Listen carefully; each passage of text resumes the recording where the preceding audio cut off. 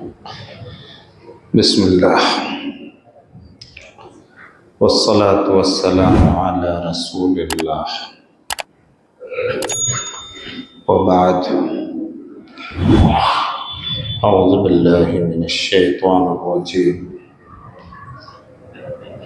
بسم اللہ الرحمن الرحیم انا جعلنا ما على الارض زینة لها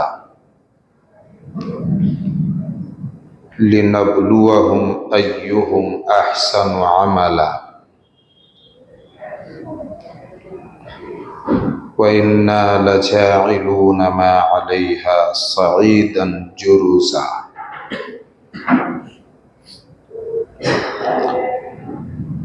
سورہ کہف کی آیت نمبر 7-8۔ سورہ کہف اپنے مضامین کے لحاظ سے بڑی مشہور سورت ہے اور حدیثوں میں اس کی فضیلت بھی ہے۔ شروع اور اخیر کی 10 آیات پڑھنے اور یاد کرنے کی فضیلت یہ ہے کہ جو شروع کی اور اخیر کی 10 آیتیں پڑھے یاد کرے وہ دجال کے فتنے سے محفوظ رہے گا۔ اس سورہ کو پڑھنے سے اللہ کی رحمت اور اس کی طرف سے سکینت نازل ہوتی ہے، اور جمعے کے دن پڑھنے سے آئندہ جمعے تک ایک خاص نور کا اجالا اور نور کی روشنی رہتی ہے۔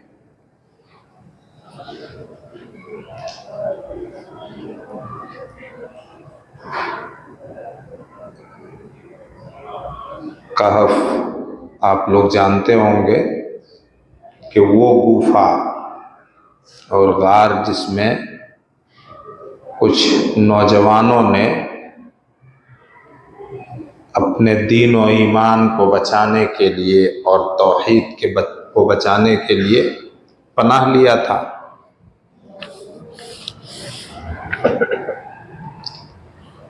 اسی گوفے کو کہف کہتے ہیں۔ کہف کے معنی ہی گوفا کے ہیں۔ 2 آیتیں جو پڑھی ہیں آج کی تاریخ کو سامنے رکھ کر، آج 15 شعبان کی تاریخ ہے، 15 شعبان کی رات ہے۔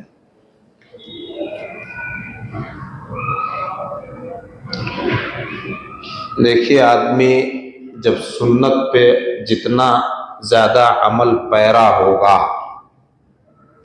اتنا ہی بدعتوں کا خاتمہ ہوگا، خرافات کا خاتمہ ہوگا، اور جس قدر سنت سے دوری ہوگی اور سنتیں چھوٹیں گی، بدعت و خرافات کا زور اور بول بالا ہوگا، بدعات و خرافات سے قربت ہوگی، نزدیکی ہوگی۔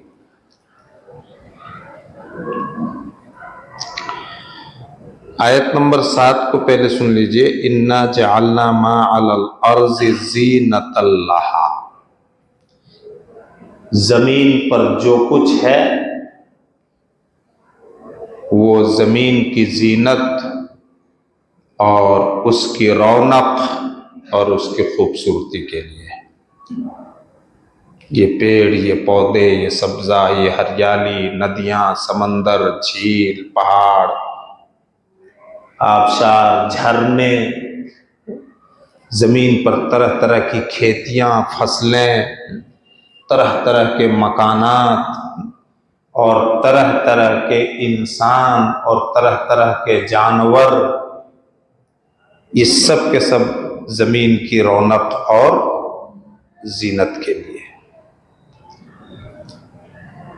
یہ اللہ رب العالمین نے اس زمین کو زینت سے کیوں بھر دیا ہے؟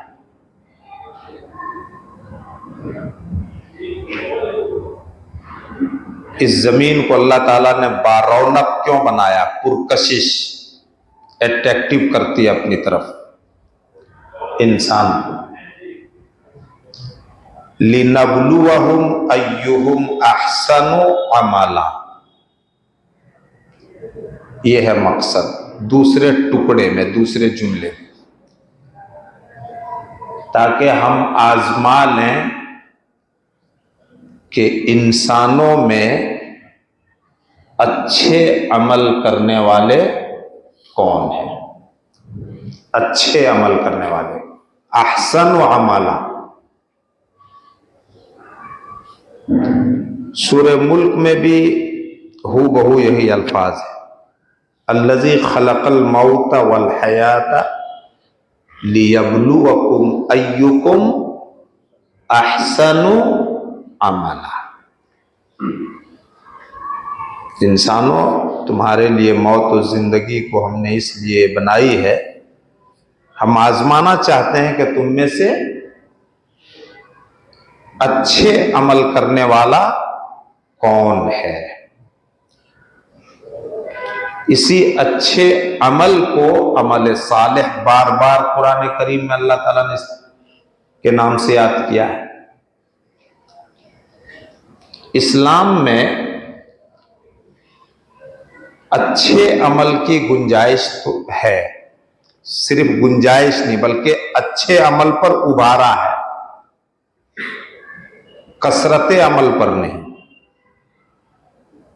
کثرت جانتے ہیں نا؟ کثرت مانے، ارے بھائی اتنے آپ لوگوں کی اردو کمزور ہے کیا؟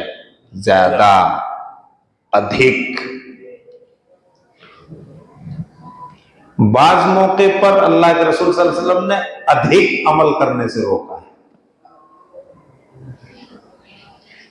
اچھے عمل کی آپ نے تعلیم دی ہے۔ ابھی دو آیتوں کو آپ سامنے رکھیے گا، سورہ کہف کی آیت نمبر 7 اور وہ سورہ ملک کی بالکل شروع۔ اللہ تعالیٰ آزمانا چاہتا ہے کہ تم میں احسن عمل کرنے والا کون ہے۔ احسن، سب سے زیادہ اچھے عمل۔ اچھے عمل کس کو کہیں گے؟ عمل اچھا کب ہوگا؟ ہم نیکی کے نام پر جو کچھ کرتے ہیں وہ اچھا کب ہوگا؟ جب اس میں بنیادی طور پر دو چیزیں پائی جائیں، ایک تو اخلاص عمل، نیت خالص ہو، اور دوسرا اتباع سنت، محمد الرسول اللہ صلی اللہ علیہ وسلم کے طریقے کی پیروی، تب عمل احسن ہوگا۔ نماز کے بعد جو مسنون اذکار ہیں، بہت سے بھائیوں کو الحمدللہ یاد بھی ہے اور پڑھتے بھی ہیں۔ آپ پڑھتے اللہم اعنی علی ذکرک، آگے پڑھیے، وشکرک وحسن عبادتک۔ علی اکثر عبادتک نہیں کہا کہ زیادہ سے زیادہ تیری عبادت کرے، نہیں، حسن، عبادت کی خوبصورتی مطلوب ہے، عبادت کا حسن اور عبادت کے اندر سندرتا آئے، یہ اللہ تعالیٰ نے مانگنا سکھایا ہے نبی کے ذریعے سے۔ بہت زیادہ عمل کرو، رات رات بھر جاگو، سب کچھ چھوڑ کر کے مسجد پکڑ لو، یہ اسلام نہیں ہے۔ اسلام یہ ہے کہ بندہ عمل کم کرے لیکن اخلاص نیت کے ساتھ محمد الرسول اللہ صلی اللہ علیہ وسلم کی اتباع اور پیروی میں ہو۔ فرائض میں تو منمانی نہیں چلتی کہ چلو مولوی صاحب نے کہہ دیا کہ عمل کم کرے لیکن اچھا کرے، عشاء کل سے 2 ہی رکعت پڑھیں گے، 3 ہی رکعت پڑھ لیں گے کبھی۔ فرائض تو فکس ہیں۔ فرائض کیا ہیں؟ فکس ہیں۔ اور فرائض میں مسلمانوں نے اضافہ بھی نہیں کیا، بھلے مسلمان جتنے بگڑ جائیں، 5 وقت کی نماز پوری امت میں سب کے نزدیک ہے، 5 ہی وقت کی نماز، رمضان میں کے روزے 29 یا 30 ہی دن سب کے نزدیک فرض ہیں، اس کو بڑھایا نہیں، گھٹایا نہیں۔ حج اگر استطاعت ہو تو زندگی میں 1 مرتبہ، زکوٰۃ اگر فرض ہو تو سال میں 1 مرتبہ، اس میں تو کمی بیشی نہیں کرتے ہیں گڑبڑ۔ لیکن زیادہ عبادت کے جذبے نے کیا کیا؟ بدعات و خرافات کو جنم دیا ہے۔ احسن عمل ہونا چاہیے، اکثر نہیں۔ ہر 5 نماز کے بعد ہر مصلی کو اللہ کے نبی نے سکھایا، قَوْ رَبِّ عَيْنِي عَلَى ذِكْرِكَ وَشُكْرِكَ وَحُسْنِ عِبَادَتِكَ۔ حسن اور احسن ایک ہی لفظ ہے، عربی گرامر کے حساب سے تھوڑا سا فرق ہے۔ خوبصورت، بہتر سے بہتر عمل، اللہ نے تمہارے سامنے اس زمین کو سجا دیا ہے، جس سجی سجائی زمین پر تم رہتے بستے ہو، مقصد کیا ہے کہ وہ تم کو آزمانا چاہتا ہے کہ اچھے عمل کون کرتا ہے۔ تمہارا رشتہ موت اور زندگی سے جوڑ دیا ہے، وہ آزمانا چاہتا ہے کہ اچھے عمل، خوبصورت عمل کرنے والے کون ہیں۔ جب اس سے مسلمان ہٹے کہ سال میں کچھ دن مقرر کر لیں، کچھ رات مقرر کر لیں، کچھ خاص سیزن اپنی طرف سے بنا لیں اور اس میں خوب عمل کر لیں گے، اکثر، ادھک سے ادھک، اس جذبے نے مسلمانوں کو بے عمل بھی بنایا، اسی جذبے نے مسلمانوں کے اندر بدعتیں پیدا کی، اسی جذبے نے مسلمانوں کو خرافات میں مبتلا کر دیا۔ اسلام میں صرف اللہ کے رسول صلی اللہ علیہ وسلم رمضان کے آخری عشرے میں پوری رات جاگ کر کے عبادت کرتے۔ جب کوئی پوری رات آخری عشرے میں جاگے گا تو شب قدر کی بھی تلاش ہو جائے گی، جس کی فضیلت قرآن کریم میں ایک مستقل سورت میں 2 جگہ اس کا ذکر ہے، سورہ قدر میں اور سورہ دخان میں۔ اس کے بعد آپ کبھی نہیں جاگتے تھے پوری رات کہ جاگ کر کے کیا کریں؟ عبادت کریں۔ اور یہ بھی بہت کم ہوا آپ کی زندگی میں کہ آپ نے پوری رات سو کر کے گزار دی ہو، یہ بھی بہت کم ہوا ہے۔ آخری پہر میں جاگ ہی جاتے تھے اکثر نمازیں تہجد کے لیے۔ اب ان چیزوں پر مسلمانوں نے پردہ ڈال دیا۔ بہت مشہور یہ واقعہ ہے حدیث کا کہ کچھ لوگ اللہ کے نبی صلی اللہ علیہ وسلم کی بیویوں کے پاس آئے کہ نبی کی عبادات معلوم کریں۔ چلیے نبی صلی اللہ علیہ وسلم مسجد میں جو نماز پڑھاتے ہیں وہ تو دیکھتے ہیں، 5 وقت کی پڑھاتے ہیں، اس میں کوئی کمی بیشی نہیں، وہ تو ہم جانتے ہی ہیں۔ آپ گھر میں کتنی عبادت کرتے ہیں؟ گھر کا حال تو بیویاں ہی بتائیں گے۔ بتایا گیا تو وہ کہنے لگے کہ ہمارا کیا جوڑ نبی سے، کیا نسبت نبی سے، آپ کے سارے گناہ بخشے بخشائے ہیں، ہمیں تو بہت زیادہ نیکیاں کرنے کی ضرورت ہے۔ بہت اچھے نہیں کہہ رہا ہوں، بہت زیادہ نیکیاں کرنے کی ضرورت ہے، اکثر خوب نیکیاں کرنے کی ہمیں ضرورت ہے۔ تو کسی نے ایک دم سے عہد کر لیا، میں رات بھر نہیں سوؤں گا۔ کسی نے کہہ دیا کہ میں شادی بیاہ کے جھمیلے اور بال بچوں کے جھمیلے میں نہیں پڑوں گا، کنوارا ہی رہوں گا، بیچلر، جوگی بن جاؤں گا، سنیاسی بن جاؤں گا۔ کسی نے کہا 11 مہینے نفل روزے رکھوں گا، فرض روزے تو ہے رمضان کے، زندگی بھر نفل روزے رکھوں گا رمضان کے علاوہ۔ اللہ کے نبی صلی اللہ علیہ وسلم کتنے زیادہ عمل ہے، کہ کیا اچھے جذبات ہیں، رات بھر عبادت کے لیے جاگنا، سال کے 11 مہینے نفلی روزے رکھنا، اور دین پر چلنے کے لیے، دین کے ہر حکم پر چلنے کے لیے جوگی بن جانا، سنیاسی بن جانا، شادی بیاہ اور بال بچوں کے جھمیلے میں نہ پڑنا، اچھے جذبے ہیں، بہت اچھے جذبات ہیں۔ اکثر عمل، کیا ارادہ تھا ان کا؟ زیادہ سے زیادہ، ادھک سے ادھک نیکی کرنے کا۔ حدیث بہت مشہور ہے، ضرور آپ بھائیوں میں سے کسی نے سنی ہوگی۔ اللہ کے رسول صلی اللہ علیہ وسلم نے فرمایا، تم لوگوں نے ایسا ایسا کہا، ایسا ایسا فیصلہ لیا ہے، کیا کہا؟ ہاں۔ اللہ کے نبی نے کہا، اللہ کی قسم میں تم لوگوں سے زیادہ اللہ سے ڈرنے والا ہوں۔ میری زندگی کو دیکھو، میں رات کو سوتا بھی ہوں اور عبادت بھی کرتا ہوں، دن کو روزے بھی رکھتا ہوں اور چھوڑتا بھی ہوں، نفلی روزے، اور شادی بیاہ بھی میں نے کی ہے، میرے بال بچے ہیں، بیوی بچے ہیں۔ اس کے بعد آپ نے فرمایا، فمن رغب عن سنتی فلیس منی، جس نے میری سنت سے منہ موڑ لیا، یہ ہے میرا طریقہ زندگی، وہ مجھ میں سے نہیں ہے، بھلے وہ نبی کے زمانے کے مسلمان کیوں نہ، صحابہ، ان سے کہا آپ نے۔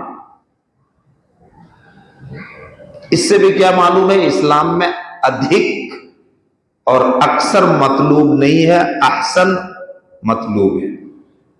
اسلام کیا چاہتا ہے کہ مسلمان احسن عمل کریں، بہتر، خوبصورت عمل۔ مسند احمد کی ایک روایت میں ہے کہ ایک شخص اپنی اونٹنی کو بہت تیزی سے ہکاتا ہوا آ رہا ہے۔ اللہ کے نبی نے آتے ہوئے دیکھ کر کے صحابہ سے کہا، لگتا ہے یہ آنے والا تمہارے پاس آ رہا ہے۔ پہنچا، سلام کیا۔ آپ نے پوچھا کس سے ملنا چاہتے ہو؟ وہ نبی کو پہچانتا نہیں تھا، مسلمان ہے، نبی کو پہچانتا نہیں، ابھی تک دیکھا نہیں نبی صلی اللہ علیہ وسلم کا، محمد کو صلی اللہ علیہ وسلم۔ آپ نے فرمایا، اصبتہ، محمد کو تم پا گئے، میں ہی محمد ہوں صلی اللہ علیہ وسلم۔ اس نے پوچھا ایمان کیا ہے؟ آپ نے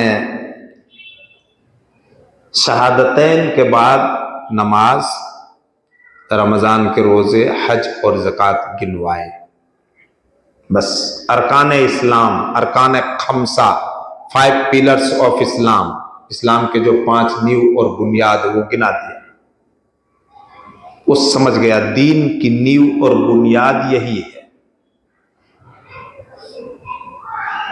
اس کے بعد جانے کے لیے وہ اپنی اونٹنی پر سوار ہوا اور اونٹنی جب مڑی تو کسی سوراخ میں اس کا پیر گھس گیا، بیلنس خراب ہوا، اونٹنی گر گئی، وہ بھی اونٹنی سے گرے، گردن کی ہڈی ٹوٹ گئی اور وہ شہید ہو گئے، انتقال ہو گیا ان کا۔ اللہ کے رسول نے کہا اس کو اٹھا کر کے لاؤ۔ اللہ کے رسول کے پاس لایا گیا، آپ نے اس کے چہرے کو بوسہ دینے کے لیے آپ آگے بڑھے اور آپ جھکے، پھر ایک دم سے پیچھے ہٹ گئے۔ لوگوں کو بڑا تعجب ہوا، صحابہ کو۔ تو آپ نے خود فرمایا، کان ملکان یا ان الملکین یدسان فی فیہ من ثمار الجنہ، مجھ سے پہلے 2 فرشتے جنت کے میوے اس کے منہ میں ڈال رہے تھے۔ کیا اس سے سمجھا؟ دین کا علم حاصل کرنے کے بعد، دین سیکھنے کے بعد، نبی کے سامنے حادثے میں ان کی موت ہو گئی اور کوئی عمل کا موقع نہیں ملا ان کو، لیکن دین کو سمجھا اور اس سمجھ کے مطابق عمل کرنے کا ارادہ کیا، جس ارادے کو اللہ جانتا ہے۔ جس ارادے کو کون جانتا ہے؟ اللہ جانتا ہے۔ بس اس سمجھ پر اور اس ارادے پر اللہ رب العالمین نے اسی دھرتی پر جنت کے میوے فرشتوں کے ہاتھوں سے ڈلوا دیا۔ اس سے کیا ثابت ہوا؟ کہ صحیح سمجھ اور صحیح ارادہ اور صحیح عمل ہی پر اللہ تعالی اجر و ثواب عطا فرماتا ہے، کثرت پر نہیں۔ زیادہ سے زیادہ نیکیاں عمل کریں، یہ اسلام نہیں سکھاتا ہے، بلکہ احسن عمل کریں یہ سکھاتا ہے۔ اس کے بہت سارے واقعات ہیں۔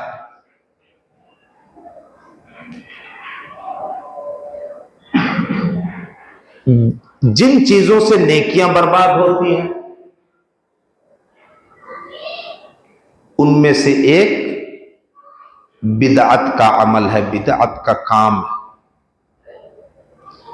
اور جب تک بندہ بدعت پر قائم رہتا ہے اور بدعت پر عمل کرتا ہے، بدعت پر چلتا ہے، وہ اگر کسی دوسرے گناہ سے بھی توبہ کرتا ہے تو اللہ تعالیٰ اس کی توبہ کو قبول نہیں فرماتا ہے۔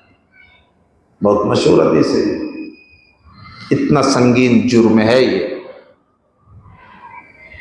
تو جہاں زیادہ عمل کرنے کا جذبہ پیدا ہوگا، اس کے پیچھے پھر نئے نئے طریقے اور نئے نئے عمل اور نئی نئی باتیں پیدا ہوتی ہیں۔ اسلام نے نوافل میں اختیار دیا ہے، جب تک تم شوق سے کر سکتے ہو، رغبت سے کر سکتے ہو، کرو فرائض ادا کرنے کے بعد۔ جب تمہارے اندر شوق نہیں، بیزاری آ گئی، طبیعت اچٹ گئی، تو نفل سے پرہیز کرو۔ جب رغبت پیدا ہو تب کرو۔ ہاں ایک چیز ہے اسلام میں، کثرت نہیں ہے، ادھکتا نہیں ہے، حسن ہے۔ ایک اور چیز ہے، وہ کیا ہے؟ تنافس، ایک دوسرے سے بولیے مقابلہ، ایک دوسرے سے نیکیوں میں مقابلہ۔ میرا فلاں دوست فرض نماز کے بعد یا سنتوں کے بعد مسجد میں بہت دیر تک بیٹھا رہتا ہے، کیوں؟ وہ جانتا ہے کہ جب تک ہم باوضو بیٹھے رہیں گے فرشتے ہم کو دعا دیں گے۔ وہ 20 منٹ بیٹھتا ہے، میں 25 منٹ بیٹھوں گا۔